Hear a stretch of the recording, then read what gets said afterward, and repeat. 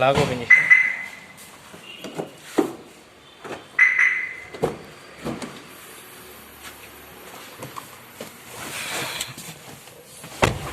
ఇది Swift Dzire automatic car. దీనికి ఈ ఆర్ ఉన్నది రివర్స్ మోడ్, ఇది న్యూట్రల్, ఇది డ్రైవ్ మోడ్. మనము బండి డ్రైవ్ చేయాలి ముందుకు వెళ్ళిపోవాలనుకుంటే ఈ గేర్ రాడ్ షిఫ్ట్ని డ్రైవ్ మోడ్లో పెట్టుకోవాలి ఇలా. ఇది న్యూట్రల్ మోడ్. మళ్ళీ రివర్స్ మోడ్ అంటే కొద్ది పక్కకు వచ్చి ఇలా అనాలి. ఇప్పుడు బండి స్టార్ట్ చేయాలి. బండి స్టార్ట్ చేయాలి అంటే ఇది న్యూట్రల్ మోడ్లో ఉన్నప్పుడే బండి స్టార్ట్ అయ్యింది, లేకపోతే స్టార్ట్ కాదు. కింద పక్క చూడు, ఉట్టి ఎక్సిలేటర్ బ్రేక్ రెండే ఉంటాయి.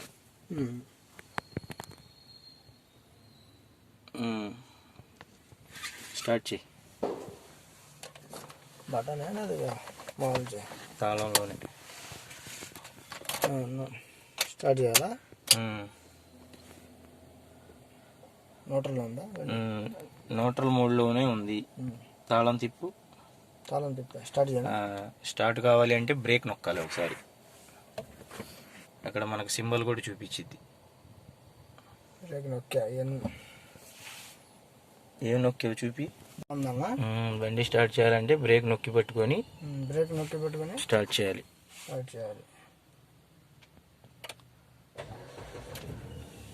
బండి గేర్ డ్రైవ్ మోడ్లో పెట్టుకో. స్లోగా బ్రేక్ రిలీజ్ చేసి నువ్వు బ్రేక్ వదిలిన మాత్రం బండి ముందుకెళ్ళదు. ఎక్సిలేటర్ వాడితేనే బండి ముందుకెళ్ళదు. ఈ ఆటోమేటిక్ గేర్ సిస్టంలో ఎక్సిలేటర్ వాడితేనే బండి ముందుకెళ్ళిద్ది. ఎక్సిలేటర్ వదిలేస్తే బండి స్లో అయ్యి ఆగిపోయిద్ది.